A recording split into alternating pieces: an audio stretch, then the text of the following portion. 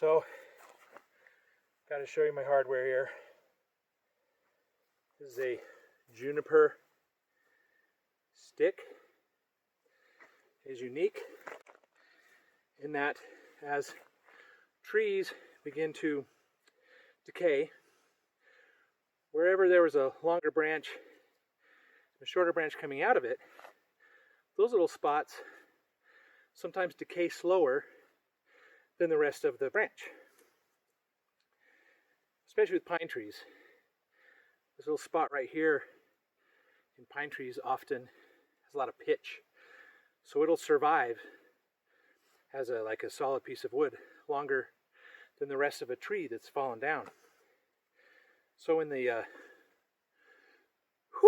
spring, I believe it was, summer of 1990, I was hiking with a group of adolescent girls who were in this particular program for various reasons.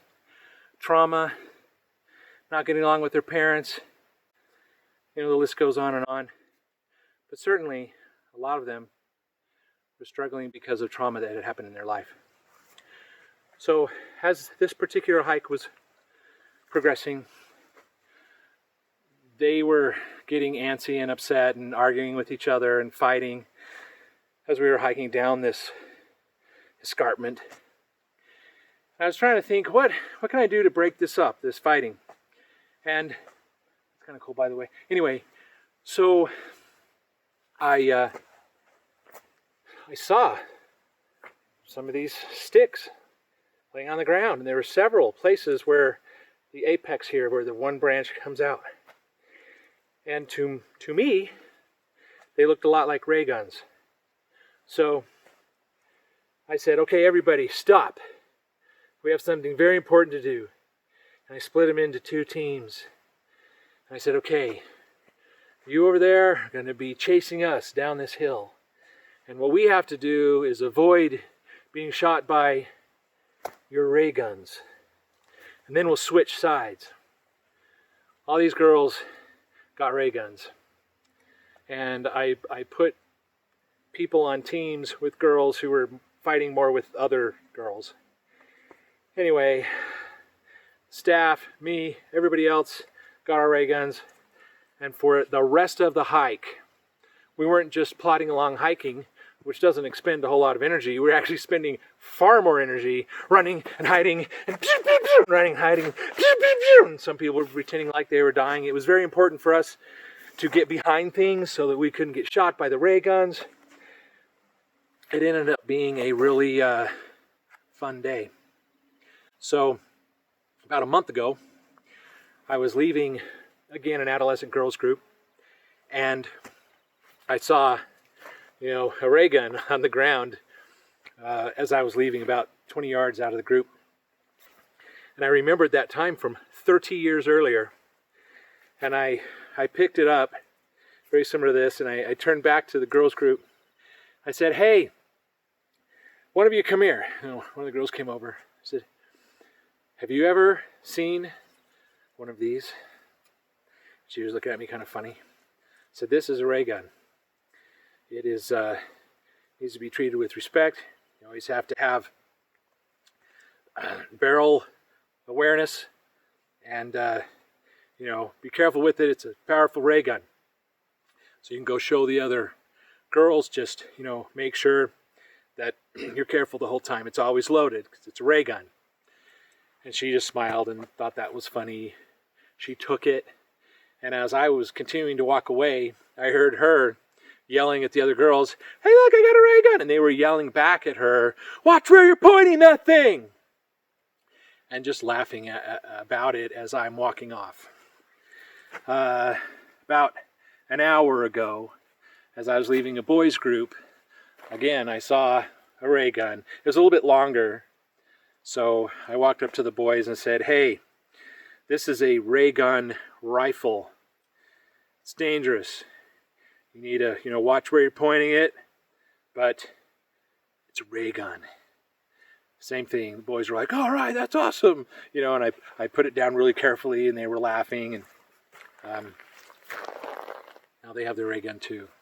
So today, a month ago, and 30 years ago, adolescent children thought that playing with a ray gun, or playing as if they were playing with a ray gun, was fun, was silly, and was something that they didn't mind occupying themselves in doing.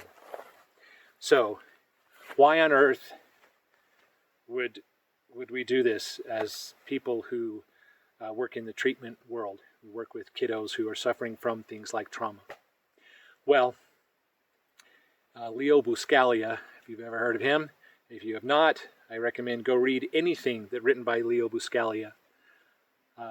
He said, more or less, it's paradoxical how teachers and educators separate this idea of learning and playing without seeing the vital connection between the two things. Then Plato said you can learn more from a person in an hour of play than you can in some much longer period of time doing other things. Those are both paraphrases. Look up Leo Buscaglia, look up Plato. They believed in play. I believe in play. I think if somebody has experienced trauma in their life, playing is good. Remembering how to be a child is good. Having adults around you who are remembering how to be a child is good.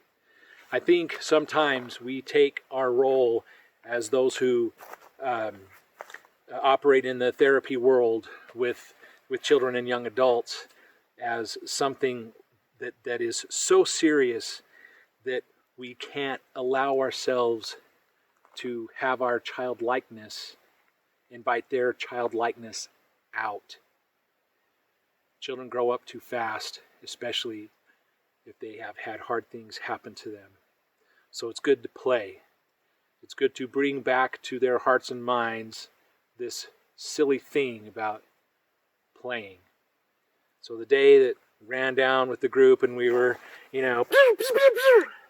was no different than a month ago. No different than today. 2020, 1990. Same activity. Ray guns. Juniper works really well. Pine, I believe, works best.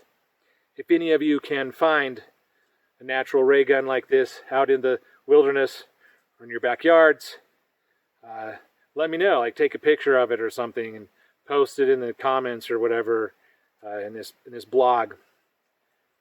But just remember, playing is as important as many other things that humans do, or we wouldn't do it. Children wouldn't play in order to learn. So keep that in mind. Play. Wait, what?